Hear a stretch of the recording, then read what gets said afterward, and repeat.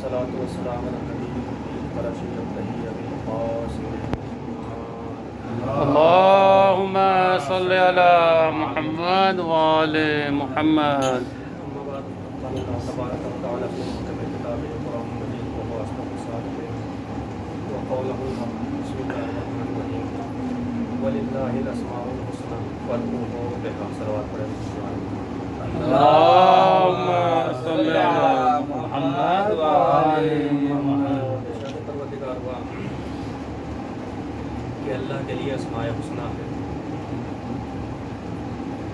لہذا ہمیں چاہیے کہ اسماء حسنہ کے ذریعے توسل کرو، اسماء حسنہ کے ذریعے اللہ سے دعا کرو، اور یاد رکھو والذین یلحدون باسمائہ سیجزون ما کانوا یعملون، جو بھی ان اسماء کو چھوڑ دے گا، ان اسماء کے ذریعے توسل نہیں کرے گا، اللہ سے دعا نہیں کرے گا، تو ہم ضرور ان کو سزا دیں گے، ہم ان سے بدلہ لیں گے۔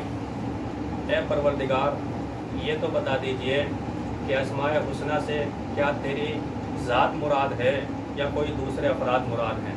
اس کے فوراً بعد اللہ نے کہا ممن خلقنا امۃ یہدون بالحق وبہ یعدلون، ہم نے ایک ایسی امت خلق کی ہے کہ جو حق کی وصیت کرتی ہے، حق کے ساتھ امر کرتی ہے اور حق کے ساتھ فیصلہ کرتی ہے۔ مولا کائنات کہتے ہیں کہ امت میں 73 فرقے ہیں، جس میں 72 کامیاب نہیں ہے، جہنمی ہیں، اور ایک فرقہ وہ ہے جو کامیاب ہیں۔ مولا کہتے ہیں کہ ہم اور ہمارے شیعہ ہی اس آیت کے مصداق ہیں اور ہم یہ کامیاب ہیں۔ صلوات پڑھیں محمد وعلی محمد پر۔ اللهم صل على محمد وآل اس کے محمد. بعد اللہ نے کہا کہ دیکھو، جو بھی ان اسماء حسنہ کے مصداق کو، اس امت کو فراموش کر دے گا، یاد نہیں رکھے گا، ان کی تکذیب کرے گا، والذین کذبوا بآیاتنا سنستدرجهم من حیث لا یعلمون واملی لهم ان کیدی متین، جو بھی ہماری آیات کی تکذیب کرے گا، ان اسماء حسنہ کی تکذیب کرے گا، تو ہم اسے ایسا پکڑیں گے، اس کی گرفت کریں گے کہ اسے احساس بھی نہیں ہوگا، اسے معلوم بھی نہیں ہوگا، اور ہماری پکڑ سخت ہے، ہم نے انہیں مہلت دے رکھی ہے۔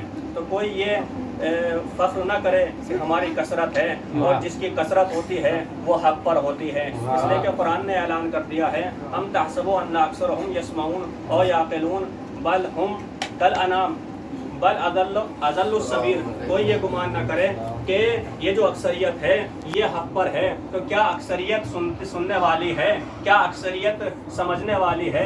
یہ جو اکثریت ہے یہ حق پر نہیں ہوتی ہے، بلکہ یہ تو جانوروں کی طرح ہیں، بلکہ یہ سبیل سے بہکے ہوئے ہیں۔ بے شک بے شک بے شک. تو اسماء حسنہ سے مراد آل محمد ہے۔ جہاں تک اسماء کی بات ہے، ہم جو نام رکھتے ہیں تو ان ناموں میں تطبیق نہیں ہوتی ہے، لیکن جو آل محمد کے نام ہوتے ہیں ان کے نام بھی بلند ہوتے ہیں، ذات بھی بلند ہوتی ہے، شخصیت بھی بلند ہوتی ہے، اس لیے کہ ہم جس چیز سے محبت کرتے ہیں، جس چیز سے پیار کرتے ہیں، ہم اس کا نام، وہ نام اپنے بچے کا رکھ دیتے ہیں۔ پتھر کو دیکھا، پتھر سے محبت کی، اپنے بچے کا نام ابن حجر رکھ دیا۔ ہم نے بلی کو دیکھا، بلی سے پیار کیا، اپنے بچے کا نام جا کر ابو ہریرہ رکھ دیا۔ ہم فرار کو کرار کا نام دیتے ہیں، جھوٹے کو صدیق کا نام دیتے ہیں، فقیر کو غنی کا نام دے دیتے ہیں، یعنی معنی میں تطابق نہیں ہوتا ہے۔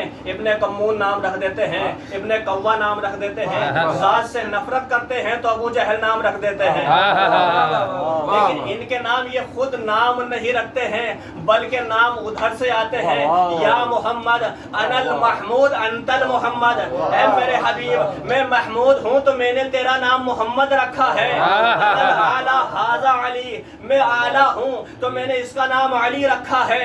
انا فاطر السماوات والارض ہذہ فاطمہ، میں فاطر السماوات والارض ہوں، میں نے اس کا نام فاطمہ رکھا ہے. انا المحسن ھذا الحسن، میں محسن ہوں تو میں نے اس کا نام حسن رکھا ہے. انا قدیم الاحسان ھذا الحسین، میں قدیم الاحسان ہوں تو میں نے اس کا نام حسین رکھا ہے. یعنی یہ نام وہ ہے، نام میں بھی بلندی ہے، ذات میں بھی بلندی ہے. صلوات پڑھے محمد و آل محمد پر. اللہم صلی علی محمد و آل محمد. اللہ کی ذات کو پہچانوانے والے یہ آل محمد ہیں.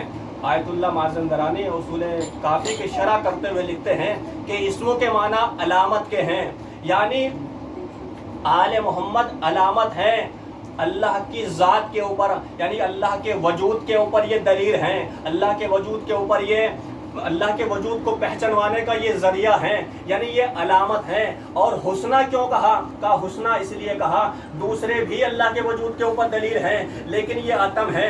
اللہ کی معرفت ان کے ذریعے کمال حق تک پہنچتی ہے، کمال تک ان کے ذریعے پہنچتی ہے. اسموں کے ذریعے بھی ذات کی تعریف ہوتی ہے، وجہ کے ذریعے بھی تعریف ہوتی ہے. آل محمد اسم اللہ بھی ہیں، وجہ اللہ بھی ہیں. آپ مولا کائنات کی زیارت میں یہی پڑھتے ہیں، السلام علی اسم اللہ الرضی وہ وجہ المضی وہ جنبہ علی. اے اللہ کے اسم رضی تجھ پر سلام ہو، اے اللہ کے چہرے تجھ پر سلام ہو. اور امام زمانہ کے لیے آپ یہی پڑھتے ہیں، السلام اینا وجہ اللہ الذی یتوجہ الاولیاء. اے اللہ کے چہرے تم کہاں ہو کہ جس کی طرف اولیاء توجہ کرتے ہیں.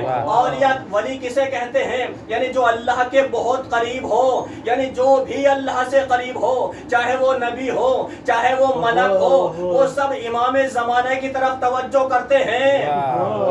زیارت جامعہ میں آپ یہی پڑھتے ہیں، السلام علیکم یا اولیاء النعم، اے نعمتوں کے دینے والے ولی آپ پر سلام ہو. نعم جمع ہے نعمتوں کی، نعمتوں کے دینے والے. کوئی بھی نعمت ہو، چاہے اولاد کی نعمت ہو چاہے رزق ہو، ایک جملے میں نعمت کو سمیٹ دوں، یعنی انسان جن چیزوں سے استفادہ کرتا ہے، اس کی حیات کے لیے جن چیزوں کی ضرورت پڑتی ہے وہ سب نعمت ہے. چاہے سورج سے استفادہ کرنا ہو، چاہے ہوا سے استفادہ کرنا ہو، چاہے پانی سے استفادہ کرنا ہو، وہ سب نعمت ہے. جو بھی نعمت ہے وہ آل محمد کے ذریعے مل رہی ہے. صلوات محمد و آل محمد پر. اللہم صلی علی محمد و آل محمد. وبلغ اشرف المکرمین وعلی منزل المقربین وارفع درجات المرسلین حیث لا یلحقہ لاحق ولا یفوقہ فائق ولا یدرکہ لاحق ولا یسبقہ سابق ولا دنی ولا جاہل ولا مقرب ولا مرسل ولا شیطان ولا جبار الا عرفہم بمعرفتہم و جلالت امرکم و صدق مقاعدکم. یعنی کوئی بھی ایسا نہیں ہے، چاہے ملک مقرب ہو، چاہے وہ رسول ہو، چاہے وہ عالم ہو، چاہے وہ جاہل ہو، چاہے وہ دنی ہو، کوئی بھی ہو ایسا نہیں ہے. یعنی جس کو بھی اگر کوئی مرتبہ ملا ہے، چاہے وہ مقربین میں ہو، چاہے وہ مرسلین میں ہو، چاہے وہ فرشتوں میں ہو، چاہے وہ انبیاء میں ہو، سب کو انہی کے ذریعے مرتبہ ملا ہے.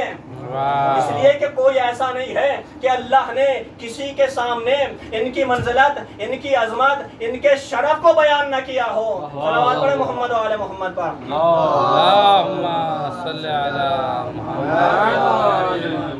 آپ جوشن کبیر میں یہی تو پڑھتے ہیں، وَلِلَّهِ الْمَثَلِ الْأَعْلَى فِي السَّمَاوَاتِ وَالْأَرْضِ وَلَهُ الْآيَاتُ الْكُبْرَى وَلَهُ الْأَسْمَاءُ الْحُسْنَى. اللہ کے لیے مثل اعلیٰ ہے، زمین میں بھی اور آسمان میں بھی. جناب عیسیٰ کے لیے قرآن نے کہا وَجَعَلْنَاهُ مَثَلًا لِبَنِي اسرائیل. کہ ہم نے جناب عیسیٰ کو پوری امت کے لیے نہیں، پورے زمین و آسمان کے لیے نہیں، بلکہ ایک قبیلے کے لیے مثل بنا کر پیش کیا تھا۔ لیکن اللہ کے پاس ایک ایسا مثل اعلیٰ ہے جو زمین میں بھی مثل ہے، آسمان میں بھی مثل ہے۔ مولا کائنات کہتے ہیں تفسیر برہان میں کہ نحنو مثل الاولیاء وہ آیات الکبریٰ وہ نحنو الاسماء الحسنی۔ مولا کہتے ہیں ہم ہی اللہ کے مثل اعلیٰ ہیں، ہم ہی آیات کبریٰ ہیں، ہم ہی اسماء حسنی ہیں۔ صلوات پڑھیں محمد و آل محمد پر۔ اللہم صلی علی محمد۔ ہم ہی اسماء حسنی ہیں۔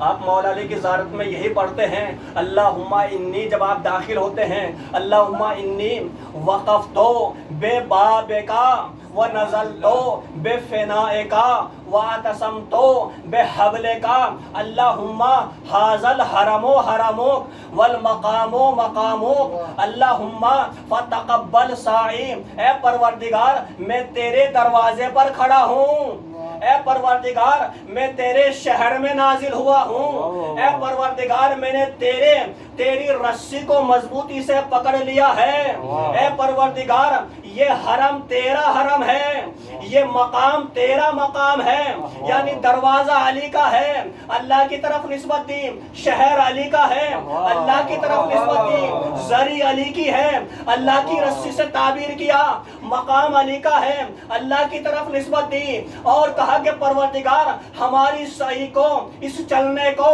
علی کے دروازے تک آنے کو تو قبول کر لے، یعنی صفا اور مروہ کے درمیان دوڑنا ہی سعی نہیں ہے، بلکہ علی کے دروازے تک چل کر آنا یہ بھی سعی کہلاتا ہے۔ محمد آل محمد پر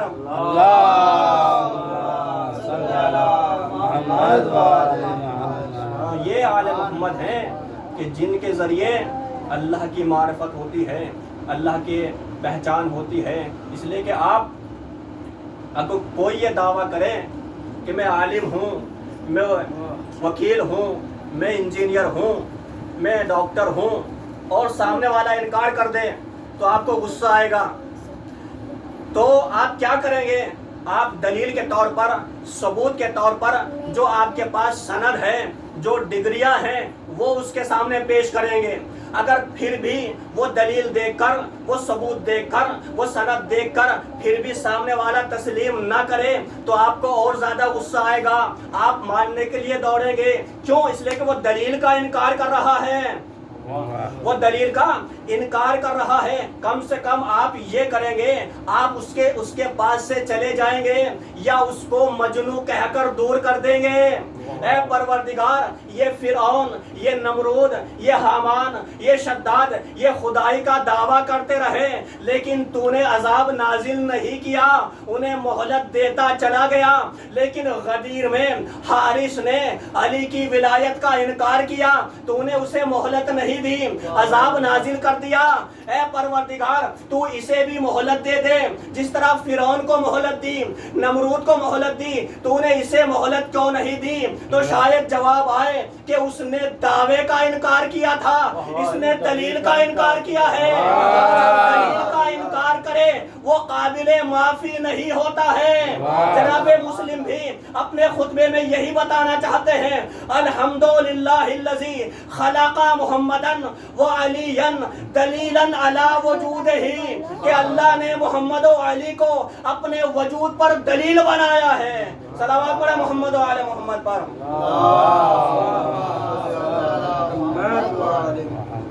اللہ نے محمد و آل محمد کو اپنے وجود پر دلیل بنا کر پیش کیا ہے، تو جو بھی دلیل کا انکار کرے وہ قابل معافی نہیں ہوتا ہے۔ اب سوال یہ ہوتا ہے کہ رسول السلام نے 23 برس تک مکے میں تبلیغ کے فرائض انجام دیے، لیکن اللہ کو یہ کہنے کی ضرورت نہیں پڑی واللہ یعصمک من الناس، اور غدیر میں 1,25,000 حاجیوں کا مجمع ہے، مسلمان ہیں، مومن ہیں، حج کر کے واپس آ رہے ہیں، اور اللہ کو یہ کہنے کی ضرورت پڑ رہی ہے کہ میرے حبیب ہم آپ کی نصرت کریں گے, ہم آپ کو دشمنوں سے بچائیں گے, تو کیا وجہ ہے یہاں پر 1,25,000 کے مجمع میں رسول کو یہ کہنا پڑ رہا ہے اے میرے حبیب ہم آپ کی نصرت کریں گے, لیکن وہاں پر کفار قریش رسول کو اذیت دیتے رہے, پتھر مارتے رہے اور راستے میں کانٹے بچھاتے رہے, جانور کی غلاظت آپ پر ڈالتے رہے. 23 برس تک اللہ کو یہ کہنے کی ضرورت نہیں پڑی کہ ہم آپ کا دفاع کریں گے, ہم آپ کی مدد کریں گے, آپ کی نصرت کریں گے, لوگوں سے بچائیں گے. شاید وجہ یہ ہے کہ وہاں اکیلا ابو طالب رسول کی نصرت کر رہا تھا. یعنی جب تک 20 یا 23 سال تک جناب ابو طالب رسول اسلام کی مدد کرتے رہے, اللہ کو یہ کہنے کی ضرورت نہیں پڑی واللہ یعصمک من الناس. معلوم یہ ہوا اکیلے ابو طالب کی نصرت الگ ہے, 1,25,000 حاجوں کی نصرت الگ ہے. محمد و آل محمد پر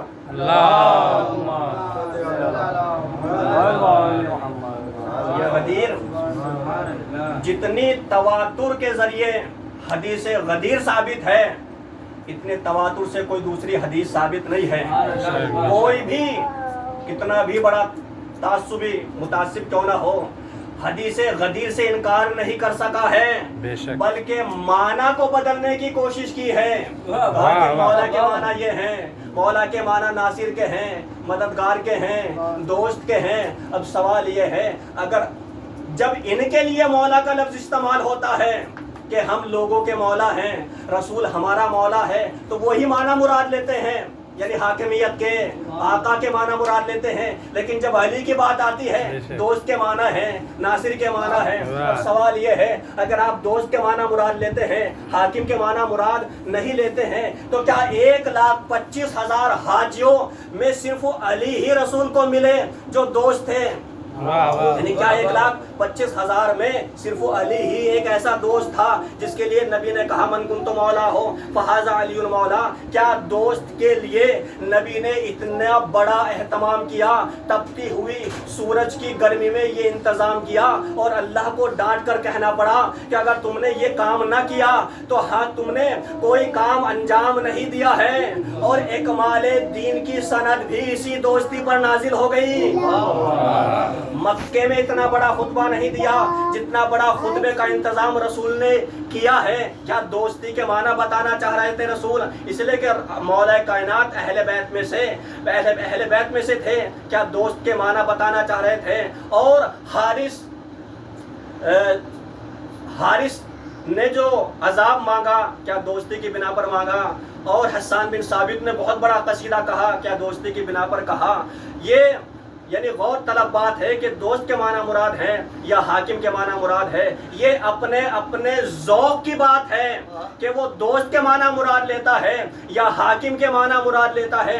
اس لیے کہ نبی نے 2 جملے کہے ہیں. پہلا جملہ من کنت مولا ہو, دوسرا جملہ فہذا علی مولا. تو آپ پہلے جملے کو دیکھیں, پہلے جملے سے آپ کیا مراد لیتے ہیں؟ آیا رسول کو آپ رسول سمجھتے ہیں, رسول کو آپ حاکم سمجھتے ہیں یا دوست سمجھتے ہیں؟ اگر رسول کو آپ دوست سمجھتے ہیں تو علی بھی تمہارا دوست ہے. اگر رسول کو حاکم سمجھتے ہیں تو علی بھی تمہارا حاکم ہے. یہ اپنے ذوق کی بات ہے. ہمارا ذوق یہ ہے, ہم نے نبی کو رسول سمجھا ہے, ہم نے نبی کو حاکم سمجھا ہے, تو علی کو بھی حاکم سمجھا ہے. صلوات پڑھیں محمد و آل محمد پر.